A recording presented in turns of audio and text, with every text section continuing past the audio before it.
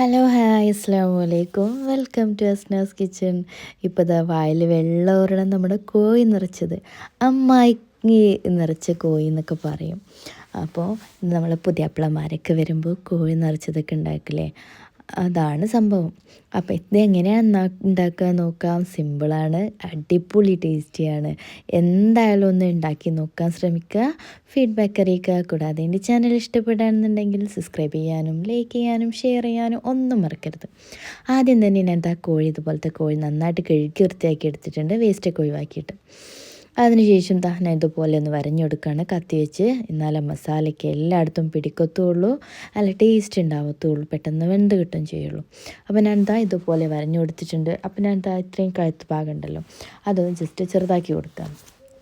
ഇപ്പം ഞാൻ ഇത് റെഡിയാക്കി എടുത്തിട്ടുണ്ട്. ഇനി നമുക്കിതിലേക്ക് വേണ്ട ഇൻഗ്രീഡിയൻസ് റെഡിയാക്കി എടുക്കാം. അതിനായിട്ട് ഞാൻ അതിൻ്റെ 6-7 ചെറിയ ഉള്ളി, ഒരു 2 ഇഞ്ചോളം വലിപ്പമുള്ള ഇഞ്ചി, പിന്നെ ഒരു ബൾബ് വെളുത്തുള്ളി, പിന്നെ ഒരു കൈപ്പിടി മല്ലിയില, ഇത്രയൊന്ന് മിക്സി ജാറിൽ നന്നായിട്ടൊന്ന് പേസ്റ്റാക്കി അരച്ചെടുക്കാം.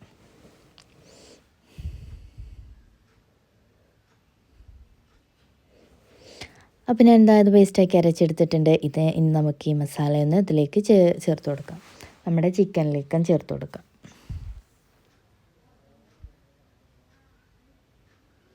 നമ്മുടെ സൽക്കാരങ്ങളും ഒക്കെ ഉണ്ടാവുകയാണെന്നുണ്ടെങ്കിൽ വെറൈറ്റി ആയിട്ടൊക്കെ ഉണ്ടാക്കി കൊടുത്താൽ എല്ലാവർക്കും നന്നായിട്ട് ഇഷ്ടപ്പെടും കേട്ടോ.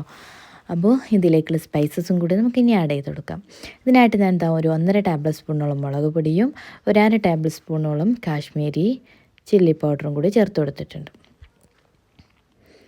ഇനി ഇതിലേക്ക് വേണ്ടത് പെരിഞ്ജീരകം, 1 ടേബിൾ സ്പൂണോളം തന്നെ പെരിഞ്ജീരകപ്പൊടി ചേർത്ത് കൊടുത്തു. ഇനി ഞാൻ ഒരു 1/2 ടേബിൾ സ്പൂണോളം ഗരം മസാല ചേർത്ത് കൊടുക്കാം. പിന്നെ ഒരു 1/2 ടേബിൾ സ്പൂണോളം തന്നെ കുരുമുളക് പൊടിയും ചേർത്ത് കൊടുക്കുന്നുണ്ട്. പിന്നെ ഇതിലേക്കൊരു ഏകദേശം ഒരു 1-1.5 ഉപ്പും കൂടി ചേർത്ത് കൊടുക്കുന്നുണ്ട്. നമ്മൾ ആവശ്യത്തിനനുസരിച്ച് ഉപ്പ് ചേർത്ത് കൊടുക്കാം കേട്ടോ. പിന്നെ ഞാൻ ഒരു പിഞ്ച് കളറും കൂടി ചേർത്ത് കൊടുത്തിട്ടുണ്ട് കേട്ടോ, നമ്മുടെ ചിക്കനൊന്ന് കാണാനൊരു ചുറുക്കിന് വേണ്ടിയിട്ട്. അപ്പം ഇതിലേക്ക് ഒരു നാരങ്ങയുടെ മുഴുവനായിട്ട് തന്നെ ഇതിൻ്റെ നീര് ചേർത്ത് കൊടുക്കുകയാണ്.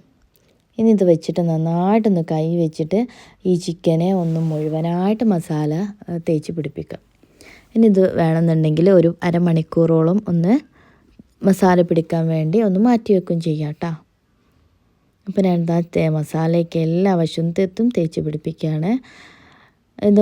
ഇതിൻ്റെ ഉൾവശമൊക്കെ നന്നായിട്ട് തന്നെ മസാല പുരട്ടി കൊടുക്കുക കേട്ടോ.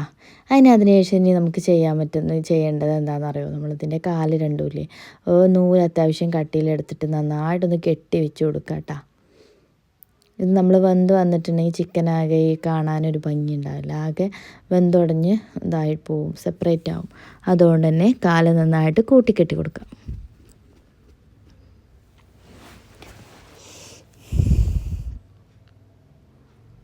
ഇപ്പം നമ്മുടെ മസാലയൊക്കെ പുരട്ടി സെറ്റാക്കി എടുത്തിട്ടുണ്ട് നമ്മുടെ കോഴിയെ. ഇനി നമുക്കൊന്ന് കുക്കറിലിട്ട് വേവിച്ചെടുക്കണം. ആദ്യം തന്നെ കുക്കറിലിട്ടൊന്ന് വേവിച്ചെടുക്കുക. അതിനായിട്ട് ഞാൻ 2 ടേബിൾ സ്പൂണോളം ഓയിൽ ഒഴിച്ച് കൊടുത്തിട്ടുണ്ട്. നിങ്ങൾക്ക് വേണമെങ്കിൽ വെളിച്ചെണ്ണയൊക്കെ ചേർത്ത് കൊടുക്കുക. ഓയിൽ ചേർത്ത് കൊടുത്തതിന് ശേഷം നമ്മുടെ ചിക്കൻ അങ്ങ് ഇറക്കി വെച്ച് കൊടുക്കുക. വെള്ളം ഒന്നും ചേർക്കരുത്. ഇത് കുറച്ച് ഓയിൽ ഒഴിച്ചതിന് ശേഷം കുക്കറിലേക്കിട്ട് കുക്കറിന് മുകളിലും ഇത്തിരി അല്പം കൂടി ഓയിൽ സ്പ്രെഡ് ചെയ്ത് കൊടുക്കുക. എന്നിട്ട് കുക്കർ അടച്ച് 2 വിസിൽ, കറക്റ്റ് 2 വിസിലാകുമ്പോൾ ഓഫ് ചെയ്ത് കൊടുക്കുക. അപ്പോഴേക്കും ഞാൻ ഇത്രയും വെജീസ് ഒന്ന് കട്ട് ചെയ്തെടുക്കുകയാണ്. 2 വലിയ ഉള്ളി, പിന്നെ ചെറിയ ഉള്ളി, വെളുത്തുള്ളി, പിന്നെ കറിവേപ്പില, ഇത്രയും എടുത്തിട്ടുണ്ട്. ഇനി ഒരു പാൻ വെച്ച് കൊടുക്കുക. ഒരു 2 ടേബിൾ സ്പൂണോളം തന്നെ വെളിച്ചെണ്ണ ഒഴിച്ച് കൊടുത്ത് ഈ സവാള നന്നായിട്ടൊന്ന് വാട്ടിയെടുക്കുക. സവാള നന്നായി ബ്രൗണായി നിറാവുന്ന വരെ ഒന്ന് വെയിറ്റ് ചെയ്യണം. ഇപ്പോൾ നന്നായിട്ട് വാടി വന്നിട്ടുണ്ട് നമ്മുടെ ഉള്ളി. അതിലേക്ക് 2 തക്കാളി ഞാൻ അരിഞ്ഞ് റെഡിയാക്കി എടുത്തിട്ടുണ്ട്, അതും ചേർത്ത് കൊടുത്ത് നന്നായിട്ടൊന്ന് വാട്ടിയെടുക്കുക. ഇപ്പോൾ ഉള്ളിയും തക്കാളിയൊക്കെ നന്നായിട്ടൊന്ന് വാടി നല്ല മൂത്ത് റെഡിയായി വരുമ്പോൾ നമുക്കിതിലേക്ക് നേരത്തെ നമ്മൾ വെജീസ് കട്ട് ചെയ്യാമെന്ന് പറഞ്ഞില്ലേ, അതിലുള്ള ചെറിയ ഉള്ളിയും, പിന്നെ ഇഞ്ചി ചെറുതായി കനം കുറഞ്ഞരിയണം, വെളുത്തുള്ളിയും കനം കുറച്ചരിയണം, ചെറിയ ഉള്ളിയും കനം കുറച്ചരിയണം, ഇത്രയും അതും ചേർത്ത് കൊടുക്കുക. അതിനുശേഷം ഇതിലേക്ക് 1 ടേബിൾ സ്പൂണോളം തന്നെ നമ്മുടെ പെരിഞ്ജീരകപ്പൊടിയില്ലേ, അത് ചേർത്ത് കൊടുക്കുക.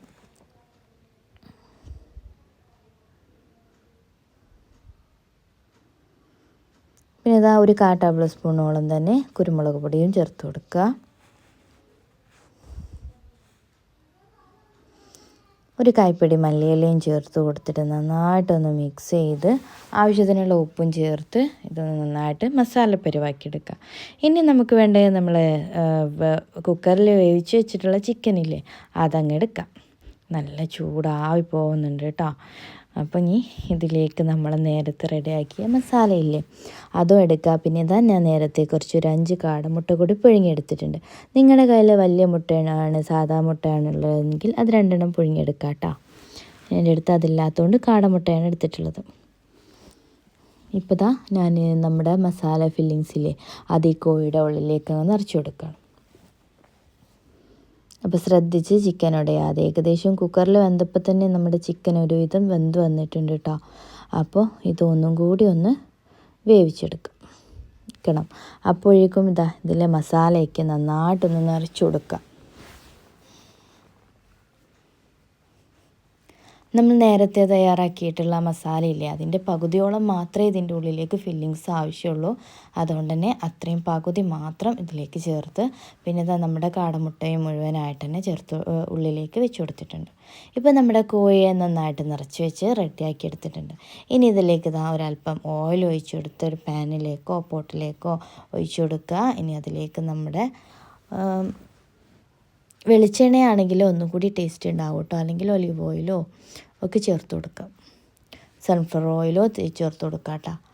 അപ്പോൾ നമ്മളുടെ ഇതിലേക്ക് നമ്മുടെ ചിക്കൻ അങ്ങ് ഇട്ട് കൊടുത്ത് പൊരിച്ചെടുക്കണം.